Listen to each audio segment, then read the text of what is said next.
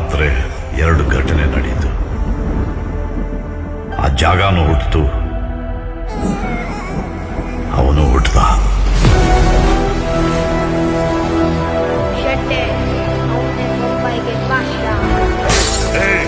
क्या चाहिए रे तेरे को?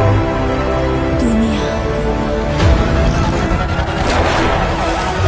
रक्तन ಕೆಂಪಗೆ ಇದೆಯಲ್ಲ. तेरा बाप नहीं कह रहा? नहीं रे, तेरे बाप की और तेरा बाप मैं. ನನಗೊಂದು ಕೆಲಸ ಮಾಡಿಕೊಡ್ಬೇಕು, ಒಂದು ಆನೆ ನುಡಿಬೇಕು. ಹೊರಟ. ಅವನಿಗೆ ಹೋಗ್ತಿದ್ದ ದಾರಿ ಬಗ್ಗೆ ಗೊತ್ತಿರಲಿಲ್ಲ, ತಲುಪೋ ಜಾಗದ ಬಗ್ಗೆ ಗೊತ್ತಿರಲಿಲ್ಲ, ಅದರ ಅಮಾನುಷ ಚರಿತ್ರೆ ಬಗ್ಗೆನೂ ಗೊತ್ತಿರಲಿಲ್ಲ.